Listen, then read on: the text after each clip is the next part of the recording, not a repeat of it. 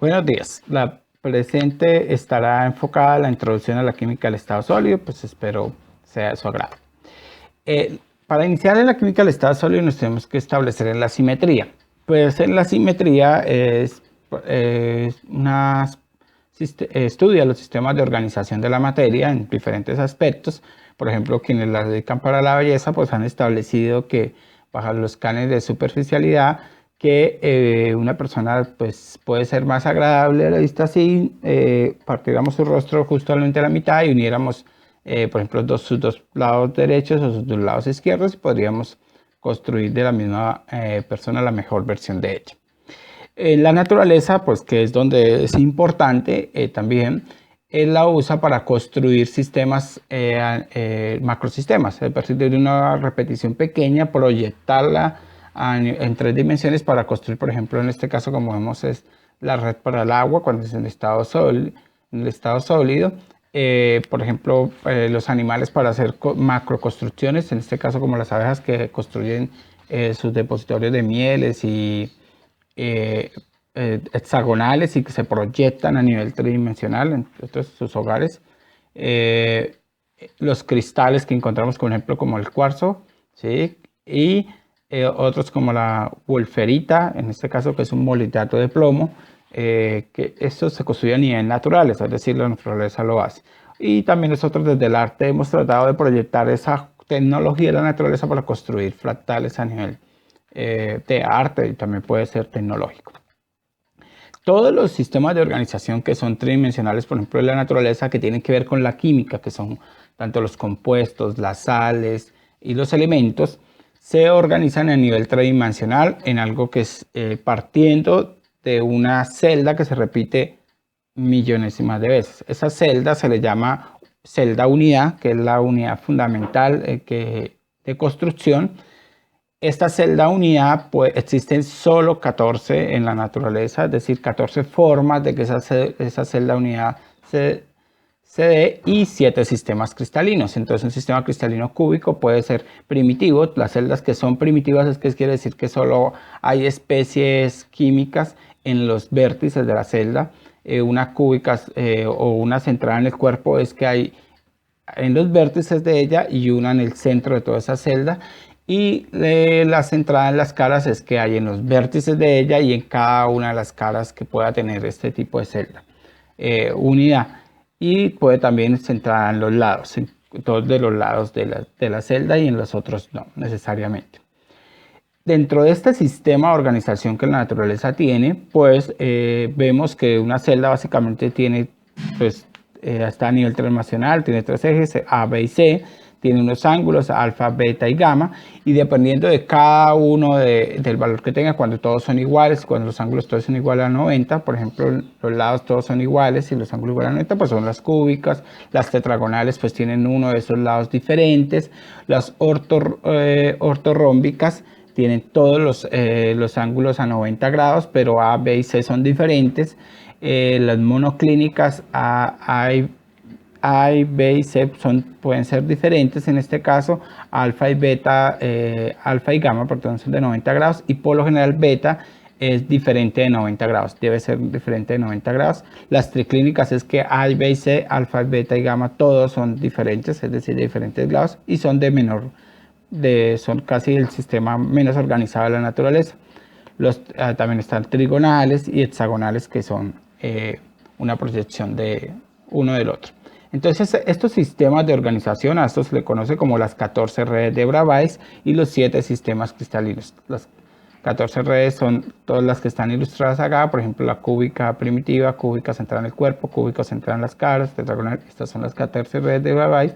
Y los sistemas cristalinos son el cúbico, tetragonal, ortorrómbico, triclínico, monoclínico y hexagonal. Y el trigonal es una proyección del hexagonal. Dentro de estos sistemas también existe de organización, pues, ¿de dónde van a proceder? Pues proceden de reacciones químicas, pues, del elemento en sí, o puede ser el precursor, en este caso, de una reacción química. A y B, entonces, que produce C. Esta generación de una reacción, que eso quiere decir que puede proceder de una reacción o ya existe en la naturaleza. Los sistemas de organización del estado sólido son proyectados, pueden ser cristalinos, pueden ser cristales líquidos o pueden no tener ningún sistema de organización, en este caso serían amorfos. Sí, y los que nos competen, por lo menos por ahora, para nosotros ese estudio van a estar los cristalinos, todos son de amplio estudio. En los cristalinos podemos tener polimorfos, podemos tener sales, adductos moleculares o moléculas en este caso organizadas. Eso es lo que vamos a ver durante este curso. El sólido parte de, en este caso, en la celda unidad existe una unidad que no tiene simetría o es la unidad fundamental de construcción. En este caso, como vemos acá, esta gráfica tipo L, que se va organizando y tiene un sistema de organización. La misma, esto es el concepto ya lo habíamos visto en el laboratorio, esta misma sustancia se puede organizar de diferentes maneras.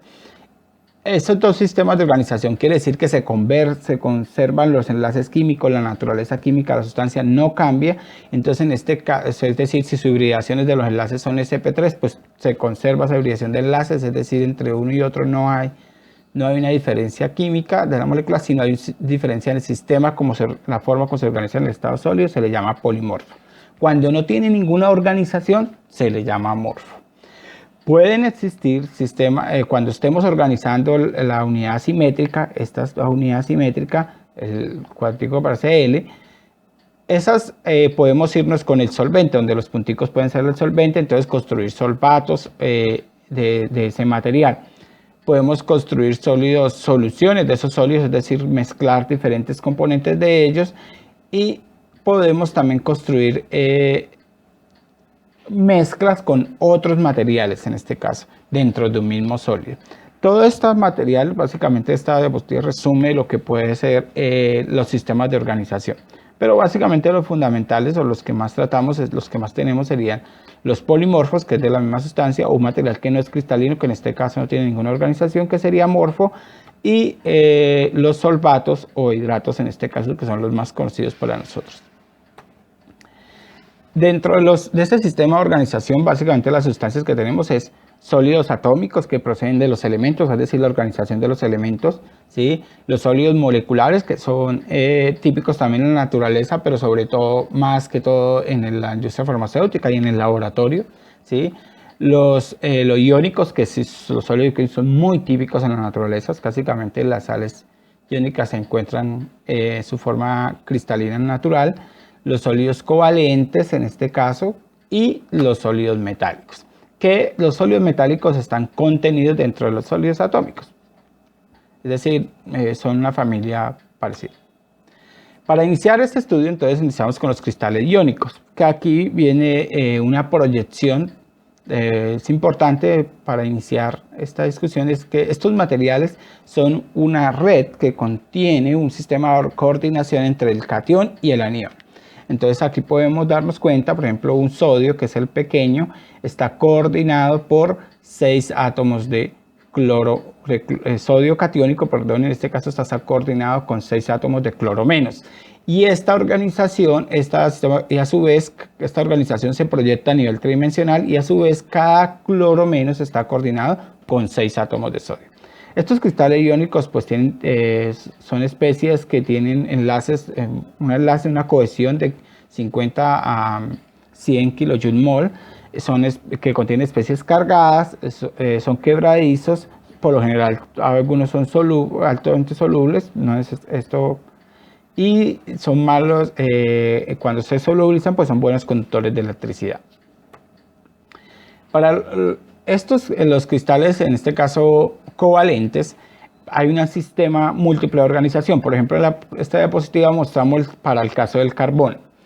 En este caso vemos varias formas de organización del carbono, en este caso como en el diamante, fullereno, Fe4, que en estos son alótropos entre sí. Ellos no son polimorfos porque el enlace en el diamante cambia, en el fullereno cambia y en el grafito cambia.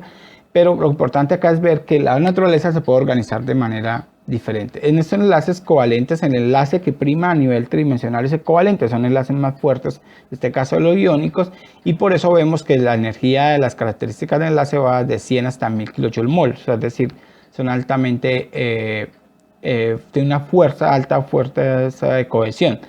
aunque puede ser una combinación entre covalentes y moleculares, en este caso como en el caso del grafito, que lo vamos a ver luego más adelante.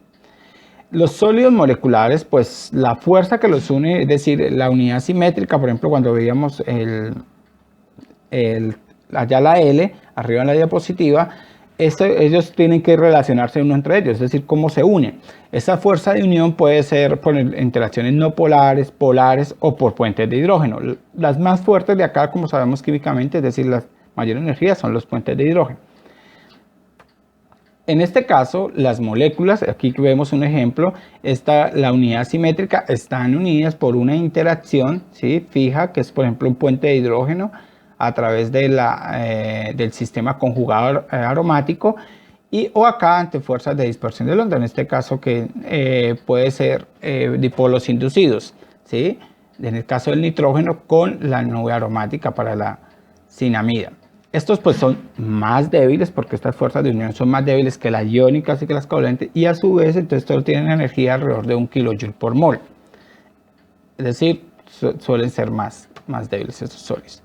En el caso de los elementos químicos es clave el estudio de la química del estado sólido, porque en la mayoría de la tabla periódica todos los elementos están en el estado sólido. O sea, es decir, si vamos a partir de ellos o vamos a purificarlos, pues prácticamente estamos sometidos a entenderlos desde el estado sólido.